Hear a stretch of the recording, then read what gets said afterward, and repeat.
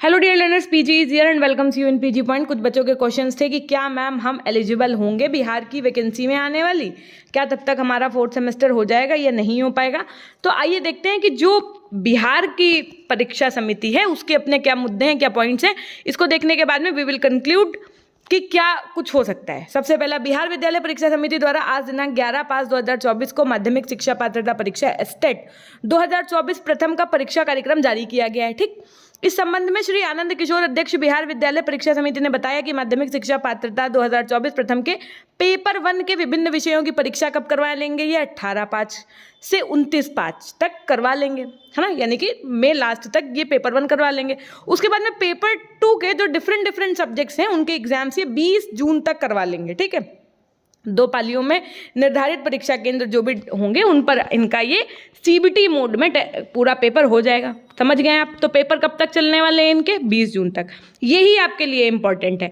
उसके बाद में और भी आप देख सकते हैं कि पेपर 1 में जो सम्मिलित अभ्यर्थी हैं वो 3 लाख प्लस हैं, 3.5 लाख प्लस हैं कह सकते हो। पेपर 2 में जो है वो 2,37,442 क्या है आवेदन आए हैं, ऑनलाइन आवेदन आए। देखो कितने बच्चे इसमें जो है पेपर देने जाएंगे, कितने नहीं जाएंगे, ये सब चीज़ें भी हैं। इस परीक्षा के पेपर 1 में सम्मिलित होने वाले अभ्यर्थियों का प्रवेश पत्र जो है वो वेबसाइट पर अपलोड किया जा चुका है। तो आप में से भी अगर किसी ने भरा था ये फॉर्म तो आप अपना भी डाउनलोड कर सकते हैं। और इस परीक्षा में पेपर 2 का प्रवेश पत्र कब आ जाएगा, जून के फर्स्ट वीक में आ जाएगा। ठीक है, ये भी इन्होंने क्लियर कर दिया है। और इन्होंने कहा कि इस परीक्षा का आयोजन प्रतिदिन 2 पालियों में किया जाएगा। प्रथम पाली की परीक्षा 10 बजे से 12:30 और उसके बाद में द्वितीय पाली, ये सब आपके देख सकते हैं आप, है ना। तो इससे कंक्लूजन क्या निकल रहा है मैम, देखो कंक्लूजन ये निकल रहा है सिंपल सा कि 20 जून तक ही एग्जाम करवा पाएंगे अपना पेपर 2 वालों का। तो 20 जून के बाद ही इसका मतलब कि जो अगली बार परीक्षा होनी होगी उसके एग्जाम फॉर्म आएंगे और इनका रिजल्ट भी तो देना है इनको। तो ये मान के चलो कि अगर आप लोगों का एग्जाम जून लास्ट तक हो जाता है, ठीक है, तो अगर आप एग्जाम दे चुके हैं और आपका रिजल्ट नहीं आया है तो भी आप शायद एलिजिबल हैं इनका एप्लीकेशन फॉर्म फिल करने में। अब अगर जुलाई तक आपका रिजल्ट आ गया, पिछली बार मैम कब आया था फोर्थ सेमेस्टर वालों का रिजल्ट, तो मैं आपको बता दूं अगस्त में आ गया था। तो कहीं ना कहीं आपके चांसेस यहाँ से जितना मैं देख पा रही हूँ कि 99% है कि आप फॉर्म फिल कर पाएंगे। 1% तो मैं भी कुछ नहीं कह सकती क्योंकि बिहार है और वहाँ पर क्या होना है ये तो फिर एक डिफरेंट मुद्दा हो जाएगा। अब ये है ना कि कुछ बच्चे इस बेसिस पर तैयारी नहीं कर रहे हैं आने वाले टीचिंग एग्जाम्स की कि नहीं जब हमारा फोर्थ सेमेस्टर कंप्लीट हो जाएगा हम तभी करेंगे, अभी हम कुछ नहीं करेंगे, अभी हम मज़े करेंगे। तो वो मज़े नहीं करिए, अन्यथा आपका फिर क्या कहते हैं कि तैयारी आपकी पंचवर्षीय योजना ना बन जाए कहीं ना कहीं, क्योंकि आप मज़े करेंगे तो फिर आपका सीधे सीधे पूरा साल चला जाएगा। इसलिए ये मज़े करने का समय नहीं है। आपको क्या करना है, अपने सेमेस्टर के साथ में प्रिपरेशन करनी है। अगर आपको पता है यूपी में क्या हाल है वैकेंसीज़ का, तो आप बिहार के साथ ट्राई करिए। और एनवीएस की कुछ नवोदय विद्यालय की आप देख सकते हैं वैकेंसी आई हैं, झारखंड में आई हैं, पश्चिम बंगाल में आई हैं और बिहार में भी आई हैं। तो वो आपकी परमानेंट नहीं है, लेकिन आप उसमें भी अगर एलिजिबल हैं तो और बीएड वालों के लिए ही हैं, टीजीटी सब्जेक्ट्स की हैं, तो आप उसमें भी फॉर्म भर सकते हैं।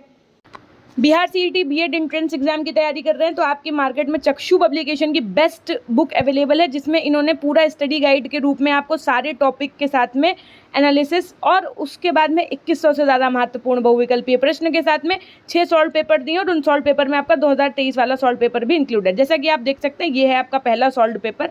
और इस सॉल्व पेपर की खास बात ये है कि जो भी क्वेश्चन का आंसर है वो मैं आपको दिखा देती हूँ, डिस्क्रिप्टिव मोड में भी दिया है, जो इस बुक को सब बुकों से खास बनाता है। जैसे 16 का आंसर सी है तो वो सी क्यों है। इस तरह से PYQ सॉल्व करके आप अपनी तैयारी को और बेहतर बना सकते हैं। अगर आपको लगता है कि आपकी प्रिपरेशन ठीक है और आपको सिर्फ प्रैक्टिस सेट लेना है तो ये इनका प्रैक्टिस सेट भी अवेलेबल है। 20 प्रैक्टिस सेट हैं इसमें, आप इसको सॉल्व कर सकते हैं, साथ में PYQs भी हुए हैं। फ्लिपकार्ट अमेजन से ऑर्डर कर सकते हैं, इनकी वेबसाइट से भी ऑर्डर कर सकते हैं। धन्यवाद। लेट मी शो यू कि देखिए ये है Navodaya Vidyalaya summit regional office Patna. उसके बाद में यहाँ पर आप देख सकते हैं कि ये जो नंबर ऑफ वैकेंसीज़ हैं बिहार में कितनी है, उसके बाद में झारखंड में कितनी है, वेस्ट बंगाल में कितनी है और उसके बाद में किस सब्जेक्ट की कितनी वैकेंसी है। मैं हिंदी की, English, math, science, social science, computer science, physical education male, physical education female, art, Assamese languages की जो होती हैं, टीजीटी बांग्ला, ये सारी हैं। उसके बाद में पीजीटी में भी आप देख सकते हैं वैकेंसीज, ये आपकी पीजीटी की वैकेंसीज हैं, Hindi, English, math, physics, chemistry, bio, computer science, history, geography, economics और कॉमर्स की। यहाँ पर नंबर ऑफ पोस्ट आप देख सकते हैं बिहार में कितनी है और झारखंड में कितनी है और पश्चिम बंगाल में कितनी है। उसके बाद में क्या आपको उसमें कहते हैं कि ऑफर किया जाएगा, तो डेट इज पीजीटी के लिए आप देख सकते हैं 35,750 पर मंथ, टीजीटी के लिए 34,125 पर मंथ। उसके बाद में ये आपका कुछ अलग से चीज़ें जो होती हैं। उसके बाद में एज लिमिट आप देख सकते हैं कि क्या आपकी एज लिमिट होनी चाहिए, ठीक है, क्या क्या आपके पास एलिजिबिलिटी क्राइटेरिया होना चाहिए, वो सब कुछ इन्होंने पूरा मेंशन कर दिया है कि बिहार के लिए क्या होना चाहिए, झारखंड के लिए क्या होना चाहिए और वेस्ट बंगाल के लिए क्या होना चाहिए, ठीक है। तो अगर आपकी एलिजिबिलिटी क्राइटेरिया इन सब में पूरा हो रहा है तो डेफिनेटली अब ये मत सोचो कि मैम यहाँ पर तो 13 ही वैकेंसी, हम जाएं या ना जाए। अगर ऐसे सब बच्चे सोच लेंगे तो फिर कोई नहीं अप्लाई करेगा, लेकिन कोई ना तो कोई होगा ना जो सेलेक्ट भी होगा। और अगर आपको अपने, ये मत सोचो नंबर ऑफ वैकेंसीज कितनी है, आपको चाहिए सिर्फ एक सीट। मैं कहती हूँ कि 4,000 वैकेंसी है या 40 वैकेंसियाँ हैं या फिर सिर्फ 4 सीट्स हैं, you must be passionate about your knowledge and to the one seat only, है ना। आपको सिर्फ एक सीट चाहिए, ये सोचो। अब मैंने इनके जो है चीज़ों की एजुकेशनल क्वालिफिकेशन क्या है वो इन्होंने देखो यहाँ पर दे रखा है पीजीटी के लिए पूरा कि 2 ईयर इंटीग्रेटेड पोस्ट ग्रेजुएशन, उसके बाद में from the regional college of education, जो मतलब एनसीईआरटी और एनसीटीई से रिकॉग्नाइज यूनिवर्सिटी, और कम से कम 50% मार्क्स होने चाहिए। इस तरीके से हर सब्जेक्ट का इन्होंने पूरा क्राइटेरिया मेंशन कर रखा है। बीएड की डिग्री होनी चाहिए भाई, टीजीटी पीजीटी है तो बीएड की डिग्री तो मांगेंगे। BEd degree is not required for the candidates who have undergone 4 years integrated degree course of regional college of education of NCERT और द एनसीटीई रिकॉग्नाइज इंस्टीट्यूशन, ठीक है। तो यहाँ पर डीएलएड वालों का कोई खेल नहीं है, सारा खेल बीएड वालों का ही है, आप देख सकते हैं पूरे तरीके से, ठीक है। उसके बाद में टीजीटी हिंदी के लिए, मैथ्स के लिए क्या क्या होना चाहिए, कौन कौन से लोग अप्लाई कर सकते हैं, देखो यहाँ पर इन्होंने ये भी कह रखा है, candidates who have passed BSc degree with honours in math subject would be considered eligible only if they have studied physics and chemistry, electronics, computer science, stats in first and second year of the course.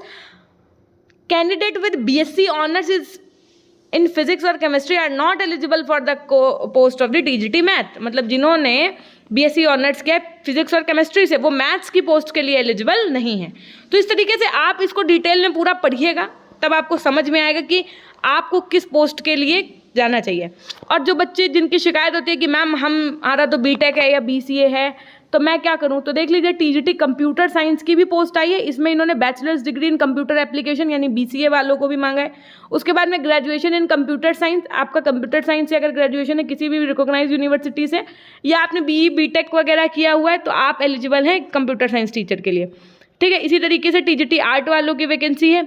इसी तरीके से TGT physical education जिन्होंने BPEd किया हो, है ना, bachelors in physical education, जैसे आपका बीएड होता है सेम ऐसे ही आपका बीपेड भी होता है, तो जिन्होंने ये किया है मेल और फीमेल की भी इसमें वैकेंसीज हैं, आप देख सकते हैं। अपर age limit for all category of teachers is 50 years और कब से जोड़ी जाएगी तो ये देख सकते हैं। For ex NVS teachers maximum age limit will be 65 years age on 1 July 2024। तो ये कुछ है आपकी वैकेंसीज। देखिए वैसे तो मुझे ये मतलब दिखाने का मन नहीं था कि आप लोग फालतू में निगेटिव हो जाएंगे, बट क्या करूं, न्यूज़पेपर की हेडिंग है तो दिखानी पड़ेगी। दैट इज़ कि आयोग के खिलाफ हाईकोर्ट में हुई आधा दर्जन याचिकाएं, नए आयोग का कामकाज शुरू नहीं होने, देखो नए आयोग का कामकाज शुरू नहीं और होने लगे केस। क्या है बात कि नवगठित उत्तर प्रदेश शिक्षा सेवा चयन आयोग ने अभी कामकाज शुरू भी नहीं किया है और उसके खिलाफ न्यायालयों में मुकदमे होना शुरू हो गए हैं। कार्यवाहक अध्यक्ष और प्रमुख सचिव उच्च शिक्षा एमपी अग्रवाल की अध्यक्षता में शुक्रवार को पहली औपचारिक बैठक से पहले ही नए आयोग के खिलाफ लगभग आधा दर्जन मुकदमे हाईकोर्ट में हो चुके हैं। याचिकाकर्ताओं ने एरियर एसपी जैसे मुकदमों में नवगठित आयोग को पार्टी बनाया है।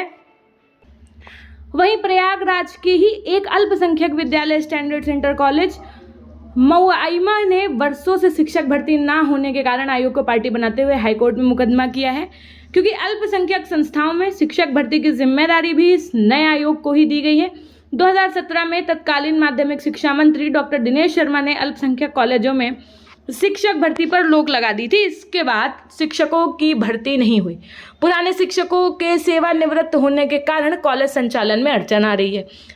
वर्तमान में चयन बोर्ड के ऊपर 2500 मुकदमे हैं लंबित।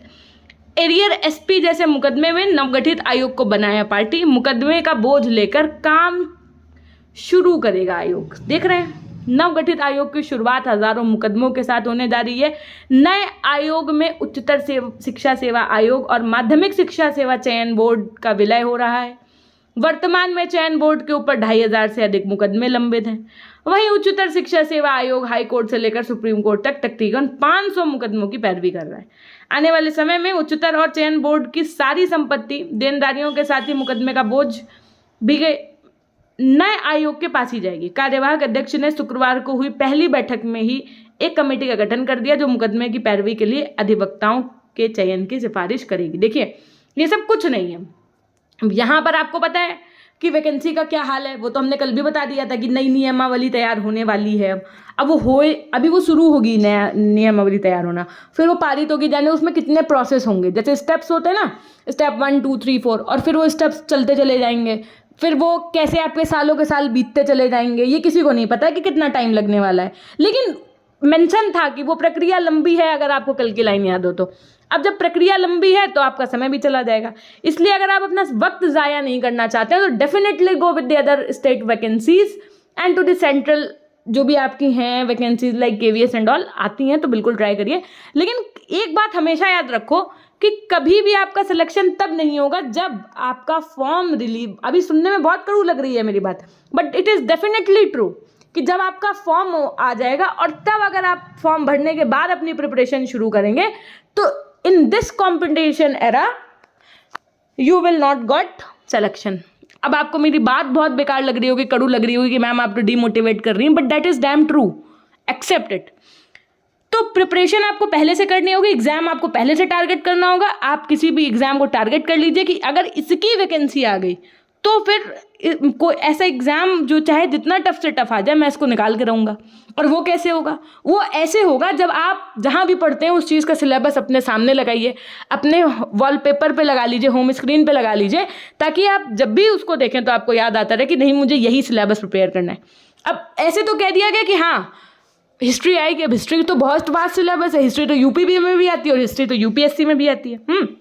आपको कितना पढ़ना है ये आपको पता होना चाहिए और उसके प्रीवियस ईयर साथ में लगाते चलिए। ऐसा होता है आप जो स्टूडेंट्स होते हैं उनको लगता है कि मैं ये टॉपिक कंप्लीट कर लूँगा या मेरा ये सब्जेक्ट कंप्लीट हो जाएगा, देन आई विल स्टडी और solve previous year question paper. तो ऐसा नहीं करना है। आप कुछ भी पढ़िए, आप जैसे हिस्ट्री पढ़ रहे हैं, ज्योग्राफी पढ़ रहे हैं, सिविक्स पढ़ रहे हैं, कुछ भी पढ़ रहे हैं, मैथ्स पढ़ रहे हैं, जो भी आपका टारगेट है, जो भी आपका एम है, जो भी सब्जेक्ट आप पढ़ रहे हैं, जिस भी आप एग्जाम के लिए तैयारी करने जा रहे हैं, तो आप उसकी बुक के साथ साथ उसका प्रीवियस ईयर क्वेश्चन पेपर ज़रूर लीजिए। और आजकल तो टेलीग्राम का ज़माना है, यहाँ तो आपको सब कुछ ऐसे ही अवेलेबल है PDF फॉर्मेट में। लेकिन अगर आप PDF फॉर्मेट के साथ कंफर्टेबल हैं then go with PDF format, otherwise purchase previous year question paper solution. तो आपको उससे ये आइडिया लगेगा कि आप जो पढ़ रहे हैं वो लेवल ऑफ द क्वेश्चन क्या है, क्या आपके पढ़े हुए से आ रहा है या उस टॉपिक को पढ़ने के बाद में भी आप उस क्वेश्चन को नहीं सॉल्व कर पा रहे। तो आपको आपकी तैयारी तब आप समझ पाएंगे कि कैसे करनी है, क्या करना है, अभी मुझे और कितनी मेहनत करनी है ना। तो इसके लिए आपको क्या करना है, अपना सबसे पहले टारगेट डिसाइड कर लेना है कि हाँ मुझे KVS की ही तैयारी करनी है, कि हाँ मुझे DSSB की SB की तैयारी करनी है, या हाँ मुझे बिहार के लिए तैयारी करनी है। तो आप उस एग्ज़ाम को टारगेट करिए, उसका सिलेबस निकलवाइए प्रिंट आउट फॉर्मेट में, उसके बाद में उस सिलेबस के साथ एकदम अपनी प्रिपरेशन करिए बस। और इतना अगर आप कर ले जाते हैं ना तो डेफिनेटली आपका सिलेक्शन होगा और आप कहेंगे आकर के कि ma'am I got selected in this school और इन दैट स्कूल, है ना। फिर मिलते हैं नेक्स्ट वीडियो के माध्यम से, तब तक के लिए अपना ध्यान रखिएगा। और अगर आपको कोई डाउट है तो ज़रूर आप कमेंट सेक्शन में कमेंट करिएगा। कुछ डाउट्स आते हैं लाइक बैक पेपर वालों के, तो देखिए बैक पेपर का जो भी सिनेरियो होता है वो आपके जो कॉलेज के HOD सर होते हैं उनके ही जो है इन्फॉर्मेशन, मतलब यूनिवर्सिटी से डायरेक्टली उनके पास कॉलेज लॉगिन पे आती है, तो उसकी जानकारी फ़िलहाल हमारे पास नहीं है। अगर इन केस कोई जानकारी आती है बैक पेपर रिजल्ट या बैक पेपर एग्जाम से लेकर के, तो I will definitely make a video on that topic. So thank you so much, thank you.